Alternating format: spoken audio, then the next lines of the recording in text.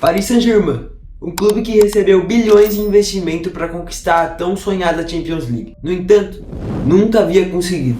Quanto mais craques traziam, consequentemente mais fracassos vinham juntos. E parecia que nunca chegaria o seu momento de dominar a Europa. Hoje, a história mudou. Um time já sem estrelas provou para o mundo que o futebol não é um esporte individual, e sim coletivo. De qualquer forma, traz o sentimento de que alguém seria o culpado dessa história, pelo qual o PSG ficou tantos anos e nunca conseguiu ganhar a Champions League. E o tempo mostrou o vilão, Kylian Mbappé. Antes de eu continuar, já se inscreve porque deu um baita trabalho para fazer esse vídeo. E deixa o like porque para você não vai mudar nada, mas para mim vai fazer muita diferença, velho. Capítulo 1. A ascensão de um fenômeno. 2 de dezembro de 2015. Kylian Mbappé Lotin faz a sua estreia como jogador profissional do Mônaco, com apenas 16 anos contra o Caen pela 16ª rodada da Ligue 1, fazendo assim o jogador mais jovem da história a vestir a camisa do clube, quebrando o recorde de Thierry Henry. Seu primeiro gol, dia 20 de fevereiro de 2016, na vitória de 3-1 do Mônaco sobre o Troyes. O moleque de apenas 17 anos estava despontando como uma das maiores promessas do futebol mundial. No ano seguinte, agora com 18 anos, fazia 6 gols no mata-mata, levando o Mônaco a uma semifinal de Champions como uma zebra, que infelizmente acabou caindo para a Juventus. Mas mesmo sendo desclassificado, o mundo inteiro voltava os olhos para esse menino, o que fez com que o PSG desembolsasse uma boa grana para contratar ele, para conseguir juntar a jovem promessa Mbappé com a estrela Neymar. Capítulo 2. A dupla milionária. Então, dia 31 de agosto de 2017, no último dia da janela de transferência, Kylian Mbappé assina um contrato de empréstimo com o PSG até o fim de junho de 2018, com a opção de compra. O valor estimado? 180 milhões de euros, o que fazia ele e o Neymar a dupla mais cara da história do futebol. No total, mais de 400 milhões de euros. E claro, com todo esse investimento nos dois, a expectativa estava lá em cima, principalmente para conquistar a tão sonhada Champions League. E não era só a expectativa, porque realmente o time do PSG estava muito forte, mas o que parecia ser um dos times mais favoritos para ganhar aquela Liga dos Campeões caiu precocemente nas oitavas para o Real Madrid de Cristiano Ronaldo, por um agregado de 5-2, onde não viram nem a cor da bola, e com o Neymar só jogando o jogo de volta porque no jogo de ida estava machucado. E o Mbappé? Sumido. Mas com apenas 19 anos, ainda também não dava para colocar toda a responsabilidade nele. Então, sendo eliminados, se prepararam para o ano seguinte. Agora com o Mbappé sendo do PSG por definitivo, além de craque, artilheiro e campeão da Copa do Mundo de 2018 com a França, e já sendo comparado com um Pelé. Logo, como não se empolgar para o ano seguinte? Capítulo 3. Mais uma decepção. Temporada 18-19 começa e, como mais uma vez, o PSG vinha como um dos favoritos para conquistar a Champions. Na fase de grupos, passou em primeiro no grupo da morte, ficando na frente de Liverpool e Napoli, e sendo sorteado para pegar o Manchester United nas oitavas. E em tese, era para ser mamão com açúcar, mas mais uma vez com o Neymar fora por lesão, vimos que o time não conseguiu matar o confronto quando pôde, e o Mbappé tentando assumir seu protagonismo, mas mesmo fazendo seu gol, falhou miseravelmente, deixando o United se classificar nos acréscimos com um gol de pênalti do Marcus Rashford. E de novo, saía precocemente nas oitavas. E dessa vez parece que todo o investimento do PSG tinha sido em vão, como se tivesse queimado dinheiro na fogueira. Porém, isso só tinha acontecido porque o cara do time não tinha jogado, Neymar Jr. Então no próximo ano seria totalmente diferente, porque ele viria diferente, ele viria para ganhar. Capítulo 4. O erro que mudou o futebol.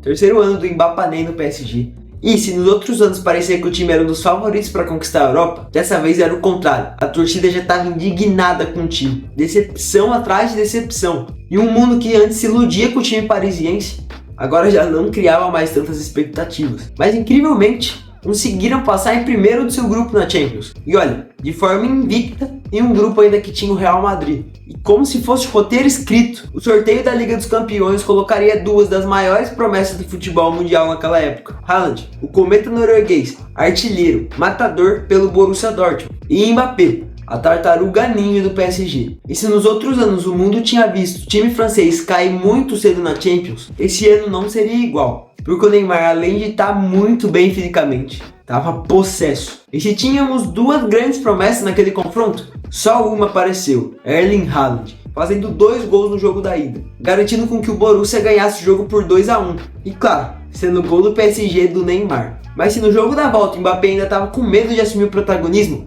fica tranquilo que deixa com o Neymar. 2-0 no jogo da volta com o gol dele e ainda uma provocação para o Haaland. Então o Neymar, depois de 3 anos, conseguia levar o PSG para sua primeira quartas de final na era Mbappé. Só teve um grande probleminha: a pandemia, o que fez com que os jogos da Champions fossem adiados por tempo indeterminado. Mas meses depois é decidido que os jogos seriam disputados lá em Lisboa, em Portugal. E com o Ney possesso, o Paris vinha pegar a Atalanta nas quartas. E igual contra o Borussia, Mbappé sumido. E o Ney nos acréscimos fazendo as 2 jogadas para os 2 gols do PSG.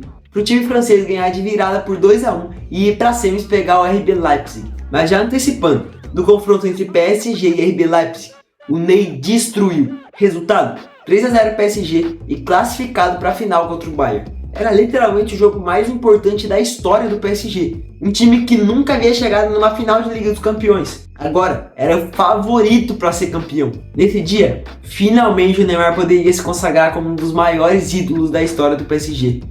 Ou se não o maior. E o Mbappé, eu não preciso nem falar que ele tava pipocando de novo, né? Até que aos 44 minutos do primeiro tempo, o Tartaruga Ninja recebe uma bola dentro da área, livre, era só chutar pro gol. Uma bola que, se convertida, decidiria o jogo e levaria a primeira Champions para Paris. Mas como suas pernas tivessem perdido a força, praticamente recua pro Neuer, desperdiçando não só uma chance, mas a chance do Paris conquistar a Europa. No segundo tempo, Coman faz o gol, garantindo o título da Champions daquele ano pro Bayern. E a partida que era para consagrar a carreira do Neymar e fazer dele até vencedor da Bola de Ouro, acaba indo por água abaixo por um erro bobo do Mbappé. E depois disso, o time nunca mais foi o mesmo.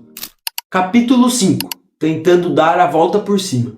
Depois de 3 fracassos, agora a torcida do PSG já considerava esse time como um investimento ruim e com contratações que não deram certo. Mesmo ganhando vários campeonatos franceses e Copas da França, esse não era o principal objetivo, e sim conquistar a Europa. Mas agora, sem qualquer ilusão com uma ideia utópica que o PSG é o maior time da Europa, chegavam para a Champions da temporada 2021 ainda com um grande elenco. Porém, é inevitável eu não falar sobre a parceria de Neymar e Mbappé, que até agora se davam muito bem. E nessa temporada parecia que finalmente o Mbappé tinha tomado o protagonismo e parado de pipocar, e não deixando o Neymar fora de cena, mas sim trazendo a maioria dos holofotes para ele. Na fase de grupos, passaram em primeiro na frente da RB Leipzig e pegaria o Barcelona nas oitavas. E como eu já disse, o Mbappé essa temporada estava diferente. No jogo de ida fez uma baita partida com um hat-trick que garantiu a gigantesca vitória de 4-1 sobre o Barcelona. Isso fora de casa, porque no jogo da volta meteu seu golzinho pro empate em 1-1